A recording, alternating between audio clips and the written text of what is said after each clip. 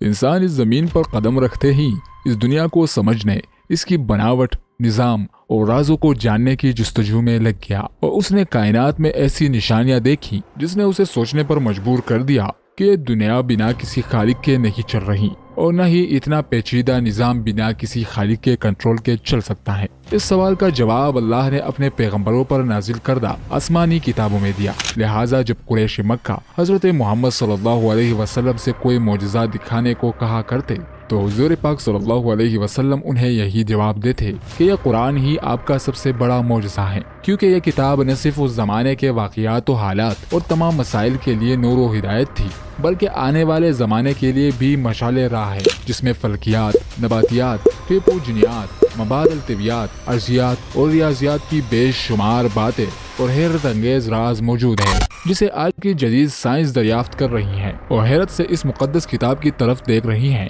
जो 1500 साल पहले अरब के बंजर सहरा से निकला, जहां साइंस और टेक्नोलॉजी का नामो निशान तक नहीं था। इस मुकद्दस कलाम में इस कायनात के बेशुमार राज मौजूद है, जिनमें से चंद एक निकात का हम जिक्र करेंगे।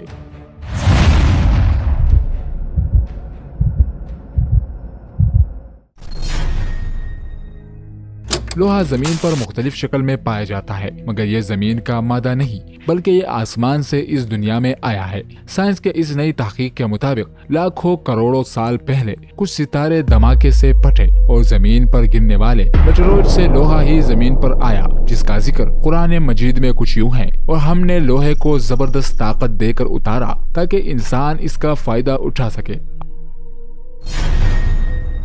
आज से 1400 साल पहले जब कॉस्मोलॉजी का इल्म मौजूद नहीं था और न ही टेलीस्कोप की दरियाफ्त हुई थी, उस वक्त कुरान मजीद ने इस कायनात के बारे में कहा था और आसमान को हमने अपनी कुदरत से बनाया और बेशक हम इसे फैलाते जा रहे हैं। इसकी तस्दीक 20वीं सदी के साइंसदान स्टीफन हॉकिंग ने अपनी किताब a brief history of time में की है। हॉकिंग ने लिखा है कि ये कायनात फैल रही है और ये इस सदी की सबसे बड़ी दरियाफ्त है। इस आयत की तशरीह में मशहूर मुफक्किर इब्न अरबी ने भी अपनी तहरीरों में लिखा है कि अल्लाह की तख्लीक का ये अमल मुसलसल जारी है और ये कायनात फैलती जा रही है।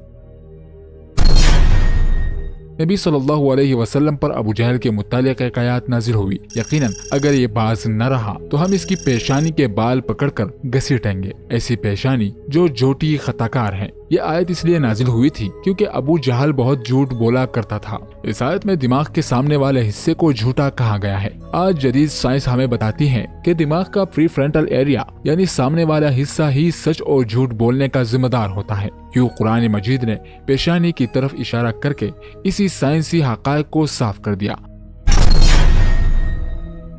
सूरह अल-क़ियामा में अल्लाह का इरशाद है, हाँ जरूर करेंगे, हम तो कादिर है कि इसकी पोड़ पोड़ तक दुरुस्त कर दे। दरअसल आदम अलैहिस्सलाम से लेकर क़यामत तक आने वाले हर शख्स का अलग अलग फिंगरप्रिंट होता है। यहाँ तक के जुड़वा बच्चों तक के फिंगरप्रिंट मुख्तलिफ होते हैं। ये फिंगरप्रिंट एक इंसान की सबसे इनफरादी शनाख्त होती है, जिसे आज 20वीं सदी में फोरेंसिक साइंस इस्तेमाल कर रही है। लेकिन कुरान मजीद ने इससे 1400 साल पहले ही बयान कर दिया कि बरोज़े क़यामत अल्लाह इंसान की हड्डियों और उंगलियों के पोड़ पोड़ तक दुरुस्त करके उसे जिंदा उठाएगा।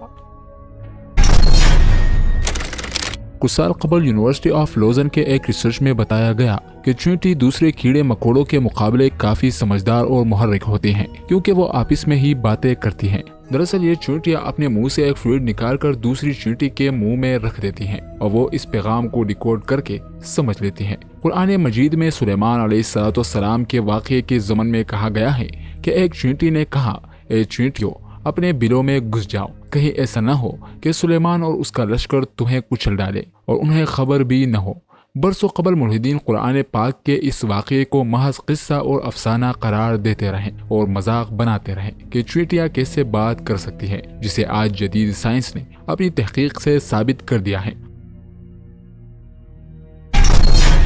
कुरान मजीद में मैथमेटिकल कैलकुलेशन के भी हैरान कर देने वाले हक़ाइक़ और इशारे मौजूद है। मसलन कुरान मजीद में लफ्ज़ अल-बहर यानी समंदर 32 मरतबा आया है और लफ्ज़ अल-बर यानी ज़मीन 13 मरतबा आया है। रियाजी के परसेंटेज के उसूल के तहत दोनों नंबर्स को जमा करे تو 45 کا عدد نکلتا ہے، یعنی سمندر کا تناسب 71% اور زمین کا پرسنٹیج 28% بنتا ہے۔ اور آج کی جدید سائنس ہمیں یہ بتاتی ہے کہ اس دنیا میں سمندر اور زمین کا تناسب بھی بالکل اتنا ہی ہے، لہٰذا یہ کوئی اتفاق نہیں ہو سکتا کہ اتنے ایکوریٹ پرسنٹیج قرآن مجید میں موجود ہو۔ یہ صرف اسی کا کلام ہو سکتا ہے جس نے سمندر اور خشکی کی تخلیق کی ہو۔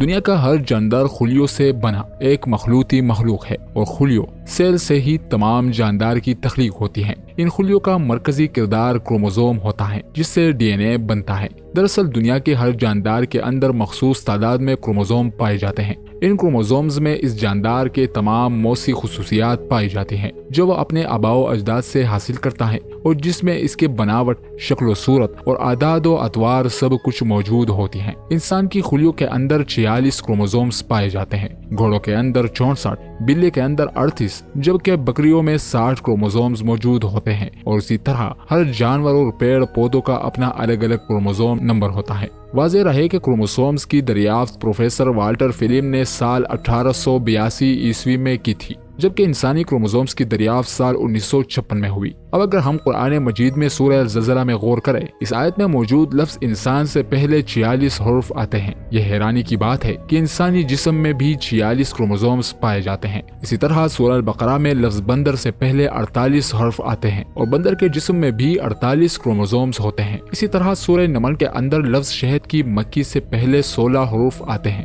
جو کہ شہد کی مکھی کا کروموزوم نمبر ہے۔